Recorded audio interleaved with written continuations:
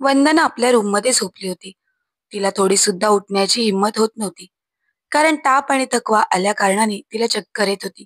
पण बाहेरून सासूचा येणारा कर्कश आवाज तिच्या कानावर पडत होता.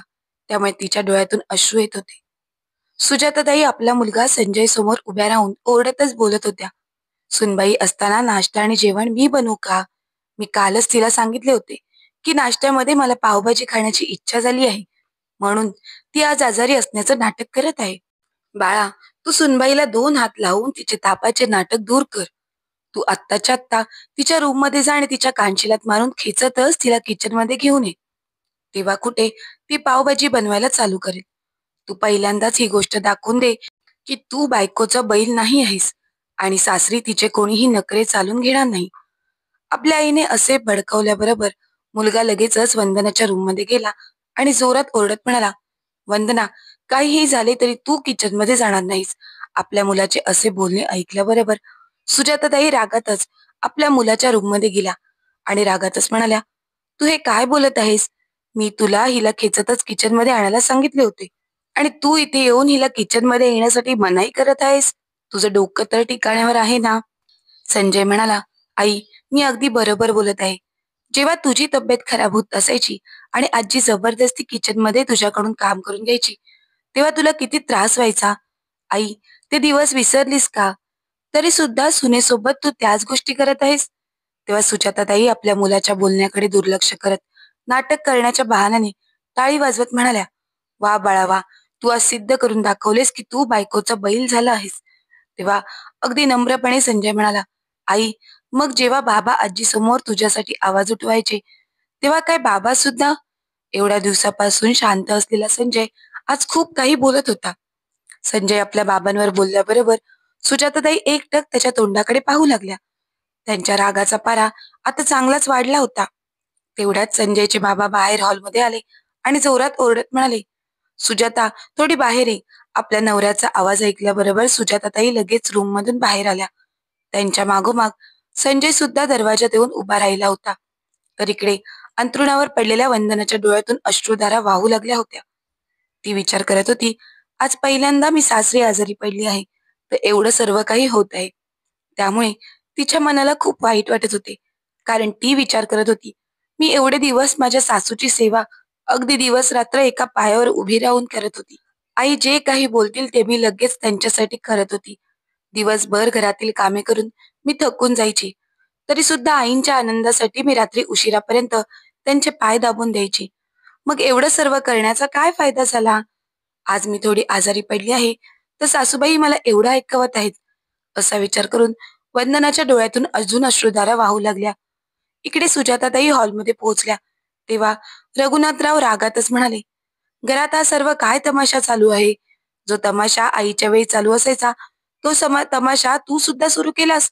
ती सून आहे, ती सुद्धा एक माणूस आहे. ती कोणी मशीन नाही आहे. जेव्हा तुझी तब्येत खराब होत असायची, तेव्हा मी आई बरोबर भांडण करून तुला आराम करण्यासाठी सांगायचो.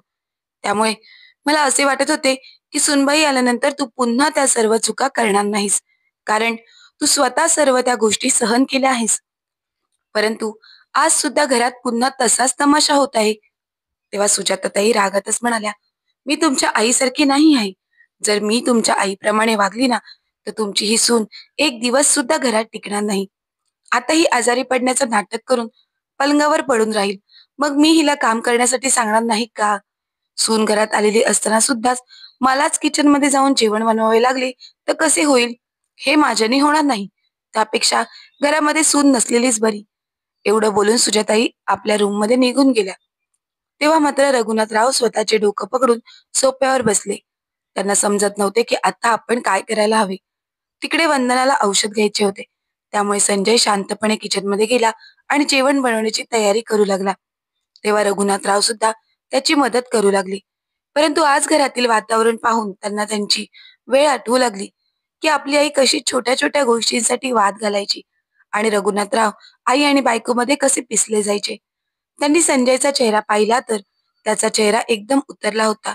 त्यांना चांगल्या प्रकारे समजत होते की आपल्या मुलाची काय अवस्था होत असेल.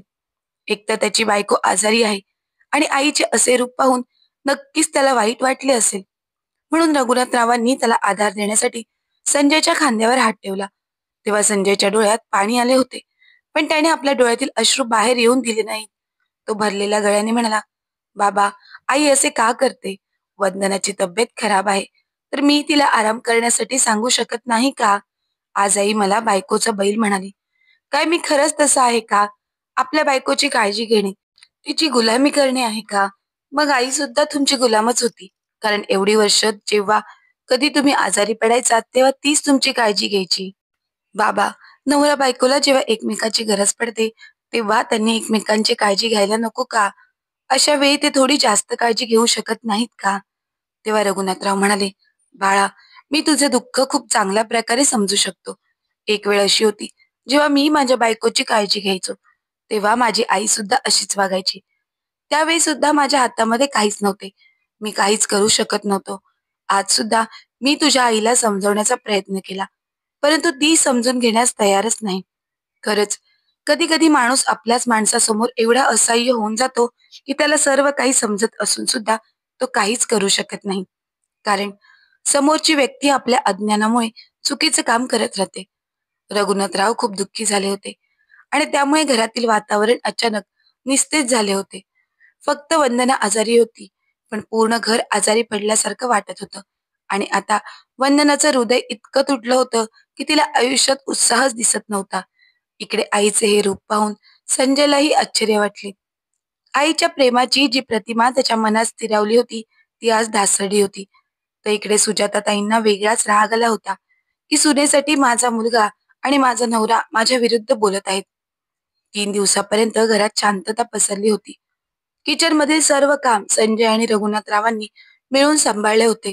संजयला ऑफिसला जाण्याची सुद्धा भीती वाटत होती. कारण आपण ऑफिसला गेल्यानंतर आई माहित नाही आपल्या पाठीमागे आपल्या बायको बरोबर कशी वागेल. पण तो सुद्धा किती दिवस ऑफिसमधून सुट्टी घेऊ शकत होता. वंदनाला सुद्धा आता थोडे बरे वाटू लागले होते. त्यामुळे 4थ्या दिवशी संजय ऑफिसला निघून गेला. सुजाताताई तर याच संधीच्या शोधात होता. जेव्हा त्यांच्या नवऱ्याने आणि मुलाने घराच्या बाहेर पाऊल ठेवले, तेव्हा लगेचच सुजाताताई सुरू झाल्या. त्या आपल्या सुनेला टोमणे मारत म्हणू लागल्या, हे बघ सुनबाई, तू भले हे माझ्या मुलाला स्वतःच्या नियंत्रणात ठेवले असशील, पण मी तुला सुखाने जगू देणार नाही. तेव्हा वंदना आपल्या सासूबाईंसमोर हात जोडत म्हणाली, प्लीज आई, घरामध्ये शांतता राखणे खूप गरजेचे असते. विनाकारण चुकीच्या गोष्टी बोलून घरामध्ये वाद वाढतात. त्यामुळे कोणीही जीवनात पुढे जाऊ शकत नाही. कोणाचीच प्रगती होत नाही. तुम्ही पाहत आहात ना, की 3 दिवसापासून घरामध्ये किती भयानक शांतता पसरली आहे. आपण प्रेमाने मिळून मिसळून राहू शकतो ना? तेव्हा वंदनाची सासू रागातच म्हणू लागली, तू प्रेमाने मिळून मिसळून राहण्याच्या लायकीचीच नाहीस. तुझ्यासाठी माझा नवरा आणि माझा मुलगा माझ्या विरोधात गेले होते. त्यामुळे आता मी तुझे जगणं मुश्किल करेल. त्याच वेळी रघुनाथराव आपला मोबाईल घेण्यासाठी घरी आले. कारण ते ऑफिसला जाताना आपला मोबाईल टेबलवरच विसरून गेले होते. आपल्या बायकोचे असे बोलणे ऐकून त्यांच्या मनाला खूप वाईट वाटले. ते विचार करू लागले, काय नात्यामध्ये असाच कटुपणा राहील का? आणि आम्हा सर्वांचे जीवन बर्बाद होईल का? पुन्हा एकदा त्यांना तोच संघर्ष आठवू लागला, जो त्यांच्या आईच्या वेळी होत असायचा. त्यांना या गोष्टीची सुद्धा चिंता वाटू लागली होती, की संजय स्वतःला कसा सांभाळेल. एका बाजूला आई, तर दुसऱ्या बाजूला बायको. हा विचार करूनच रघुनाथराव बेचैन झाले. जेव्हा ते घरात आले, तेव्हा सुजाताताई त्यांना पाहून हैराण झाल्या. त्यांनी लगेचच आपल्या सुनेला ऑर्डर दिली आणि म्हणाल्या, जा, सासऱ्यांसाठी पाणी घेऊन ये. वंदना शांतपणे किचनमध्ये गेली. तेव्हा सुजाताताई म्हणाल्या, काय झाले? तुमची तब्येत तर ठीक आहे ना? तुम्ही अचानकपणे असे घरी का परत आला? आतमध्ये रूम मध्ये चल. वंदना जेव्हा पाणी घेऊन आली, तेव्हा तिने पाहिले, की सासू सासऱ्यांचा रूमचा दरवाजा आतून बंद आहे. तेव्हा ती विचार करू लागली, की अशी कोणती गोष्ट चालू आहे. तर इकडे रघुनाथराव आपल्या बायकोला रूम मध्ये बोलावून तिला समजावण्याचा प्रयत्न करू लागले होते, की घरात कधीच चांगले आनंदाचे वातावरण राहणार नाही का? तू सुनबाईच्या मागे का लागली आहेस? सुजाताताई रागातच म्हणाल्या, तुम्ही पुन्हा एकदा बोलणे चालू केलेत. सुनेची बाजू घेण्यासाठी तुम्ही तुमच्या बायकोला ऐकवणार आहात का? तेव्हा रघुनाथराव म्हणाले, सुजाता, तू तुझी वेळ का विसरत आहेस? जेव्हा तू या घरची सून बनवून आली होतीस, तेव्हा सुद्धा घरात अशीच परिस्थिती होती. त्यावेळी तुला माझी आई चुकीची वाटत होती. मग तू आज स्वतःला चुकीची का समजत नाहीस? त्यावर सुजाताताई रागातच म्हणाल्या, मी जे काही बोलत होती ते योग्यच बोलत होती. सुनबाई विनाकारण आजारी पडण्याचं नाटक करून पडून का राहते? रघुनाथराव म्हणाले. सासूला नेहमीच आपल्या सुनेचे आजारी पडणे म्हणजे तिचे नाटक का वाटते? सुजाताताई रघुनाथरावांकडे मोठे डोळे करून पाहू लागल्या. तेव्हा रघुनाथराव आपले डोके पकडून जागीच बसले. तेव्हा सुजाताताई रागातच म्हणाल्या, आजपासून सुनेविषयी मी एक शब्द सुद्धा ऐकणार नाही. ती माझी सून आहे. माझ्या मनाला वाटेल तसे मी तिच्या बरोबर वागेन. तुम्ही मला बोलणारे कोण आहात? रघुनाथराव आता समजून गेले होते की हिचे विचार बदलले आता कठीण आहे. त्या दिवशी ते ऑफिसमध्ये गेले नाहीत. त्यांचं मन खूपच बेचैन झाले होते. शेवटी त्यांनी खूप विचार करून मन कठोर करून निर्णय घेतला. संध्याकाळी जेव्हा संजय घरी आला तेव्हा त्याच्या चेहऱ्यावर तणाव स्पष्टपणे दिसत होता. आजकाल त्याची घरी येण्याची सुद्धा इच्छा होत नव्हती. कारण घरी आल्यानंतर एका बाजूला आईचा रागाने फुललेला चेहरा दिसायचा, तर दुसऱ्या बाजूला बायकोचा दुःखी चेहरा. संजय आज घरी आल्याबरोबर रघुनाथरावांनी त्याला आपल्या रूममध्ये बोलावून घेतले. सुजाताताई तिथेच बसून चिवडा खात होत्या. तेवढ्यात रघुनाथराव अगदी गंभीर स्वरात म्हणाले, बाळा, मी आज एक निर्णय घेतला आहे की आजपासून मी तुझा संसार वेगळा करत आहे. रघुनाथरावांचे हे बोलणे ऐकल्याबरोबर सुजाताताई एकदम हैराण झाल्या आणि संजय सुद्धा हैराण होऊन म्हणाला, बाबा, तुम्ही हे काय बोलत आहात? मी तुमचा एकुलता एक मुलगा आहे. मी तुम्हा लोकांना एकटे नाही सोडू शकत. तेव्हा रघुनाथराव म्हणाले, बाळा, मी सुद्धा तुझ्याशिवाय नाही राहू शकत. परंतु घरातील शांती टिकवण्यासाठी असे करणे गरजेचे आहे. तुझी आई कोणत्याही परिस्थितीमध्ये समजून घेण्यासाठी तयार नाही. तिला कळतच नाही की घरातील शांती किती महत्वाची आहे. ती उलट सुनबाईला परेशान करण्याची धमकी देत आहे. अशा परिस्थितीमध्ये आपण दिवसभर बसून चौकीदारी तर करू शकत नाही ना. त्यापेक्षा तू तुझा वेगळा संसार मांड. आपल्या बाबांचे असे बोलणे ऐकल्याबरोबर संजयच्या डोळ्यात पाणी आले. तर इकडे सुजाताताई आरडाओरडा करू लागल्या की सुनेने येऊन माझं घर तोडलं. तेव्हा रघुनाथराव सुजाताताईंना म्हणाले, घर जर का तुटत असेल तर त्याचं एकमेव कारण म्हणजे तू आहेस. कारण सुनबाईने असे काहीच केलेले नाही ज्याने घर तुटेल. वंदना रूम बाहेर राहून सर्व काही ऐकत होती आणि रडत होती. तिने तर विचार केला होता की आपल्या सासू सासऱ्यांसोबत मिळून मिसळून राहील. परंतु आज कुटुंब तुटण्याच्या मार्गावर होते. त्यामुळे ती लगेचच धावत सासऱ्यांच्या रूम मध्ये गेली आणि त्यांच्या समोर हात जोडत म्हणाली, बाबा, आम्हाला वेगळे करू नका. मला तुमच्या सोबतच राहायचं आहे. तेव्हा रघुनाथराव मान हलवत म्हणाले, सुनबाई, आम्ही जास्त दूर राहणार नाही. समोरच एक बिल्डिंग बनत आहे. तिथेच मी तुमच्यासाठी एक नवीन फ्लॅट खरेदी करून देतो. तुम्ही लोक तिथे आरामात राहा आणि अधूनमधून भेटत राहा. जवळच असल्या कारणाने सुख दुःखाच्या वेळेला एकमेकाची मदत करत राहू. परंतु आता असे एकत्र राहून कोणीच सुखी राहू शकत नाही. सुजाताताईंना त्यावेळी खूप तमाशा केला, परंतु रघुनाथरावांनी पक्का निर्णय घेतला होता. त्यांनी आपल्या मुलासाठी आणि सुनेसाठी एक नवीन फ्लॅट खरेदी करून दिला. मग 2 महिन्यातच ते तिकडे शिफ्ट झाले. आता संजय आणि वंदनाच्या जीवनामध्ये परत शांती आली होती. परंतु सुजाताताई अजूनही चिडचिडच करत असायच्या. कारण पूर्वीसारखेच घरातील सर्व कामे त्यांना आता स्वतःला करावी लागत होती. आणि जिच्या बरोबर त्या सतत वाद घालत असायच्या ती व्यक्ती त्यांच्या नजरेसमोरच होती. कारण सुजाताताईंची सून घरात आल्यापासून त्यांना कोणतेच काम करावे लागत नव्हते. तेव्हापासून तोंड चालवणे हे एकच काम त्यांच्याकडे शिल्लक राहिले होते. पण त्याच कामाने घरातील पूर्ण वातावरण खराब केले होते. आता काम केल्यामुळे सुजाताताईंची तब्येत खराब राहू लागली होती. त्यामुळे संजयला आपल्या आजारी आईला अशी एकटीला सोडून दुसरीकडे राहणे चांगले वाटत नव्हते. पण रघुनाथरावांनी संजय आणि वंदनाला दोघांनाही सांगितले होते की जोपर्यंत मी तुम्हाला सांगत नाही तोपर्यंत तुम्ही इथे येऊन राहण्याचा विचार सुद्धा करायचा नाही. शेवटी एक दिवस सुजाताताई रघुनाथरावांना म्हणाल्या, अहो, ऐकलत का? मला माझ्या चुकीची जाणीव झाली आहे. मी चुकीची वागत होते. तुम्ही माझ्या मुलाला आणि सुनेला वेगळं केलं. परंतु तेव्हापासून एक दिवस सुद्धा मी शांततेत जगू शकले नाही. बघा ना, माझे शरीर आजाराचे घर बनले आहे. माझे शुगर, बीपी, कोलेस्ट्रॉल सर्व वाढलं आहे. आता माहित नाही मी किती दिवसाची पाहुणी आहे. त्यामुळे मला माझ्या मुलाबरोबर आणि सुनेसोबत राहायचं आहे. मला एकटीला नाही राहायचं. तुम्ही तर ऑफिसला निघून जाता. मग घरात मी एकटीच वेड्यासारखी पडून असते. मला माझी सून परत हवी आहे.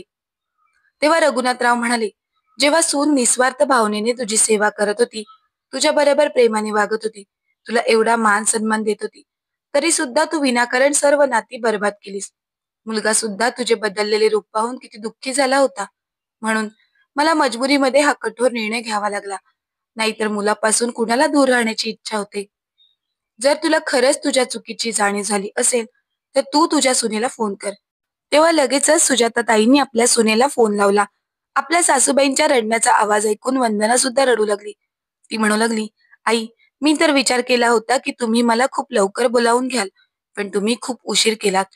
मला सुद्धा तुम्हा लोकांविना राहणे चांगले वाटत नाही." एवढं बोलून ती सुद्धा जोरजोरात रडू लागली. मग काय, दुसऱ्या दिवशी लगेचच संजय आणि वंदनाने आपले सर्व सामान पॅक केले आणि आपल्या आई-बाबांसोबत राहण्यासाठी आले. फक्त 1 महिनाच दुसरीकडे राहून ते पुन्हा आले होते. पण जेव्हा सून पुन्हा घरात आली, तेव्हा सुजाताताईंच्या मनामध्ये एक नवीन ऊर्जा संचारली होती. सुजाताताई आता आपल्या सुनेच्या बरोबरीने घरातले सर्व काम करू लागल्या होत्या. त्यानंतर 2 महिन्यांनी जेव्हा त्यांच्या सुनेने गोड बातमी दिली, तेव्हा तर घरातील वातावरण पूर्ण बदलून गेले. सुजाताताई आता घरातील सर्व कामे स्वतःच करत होत्या. तर कधी आपल्या येणाऱ्या नातवंडांसाठी किंवा नातीसाठी स्वेटर विणू लागल्या होत्या, तर कधी सुनेसाठी लोणचं बनवत होत्या. त्या घरातील कामामध्ये सक्रिय झाल्यावर त्यांच्या शरीरामध्ये जे काही आजार होते ते हळूहळू कमी होऊ लागले होते. सुजाताताई आता खूपच खुश राहू लागल्या होत्या. 9 महिन्यांनी जेव्हा त्यांच्या सुनेने एका मुलीला जन्म दिला, तेव्हा सुजाताताई आपल्या नातीसोबत आपल्या सुनेचीही खूप काळजी घेऊ लागल्या. आता तर त्यांना असे वाटू लागले होते, की आपल्यामध्ये पूर्वीपेक्षा जास्त उत्साह आला आहे. कारण त्यांचे विचार आता बदलले होते. नाहीतर चुकीचा विचार करून सुजाताताई नेहमीच दुःखाच्या सागरात डुबून गेल्या होत्या. मित्रांनो, या कथेमधून आपल्याला हेच समजते, की घरामध्ये जर का सकारात्मक आनंदाचे वातावरण असेल, तेव्हाच खऱ्या अर्थाने आयुष्याचा आनंद आपल्याला उपभोगता येतो.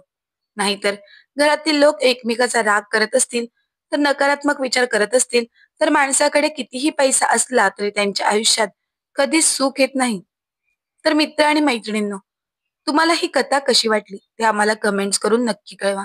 आणि जर का कथा आवडली असेल तर कथेला लाईक करा, शेअर करा. धन्यवाद.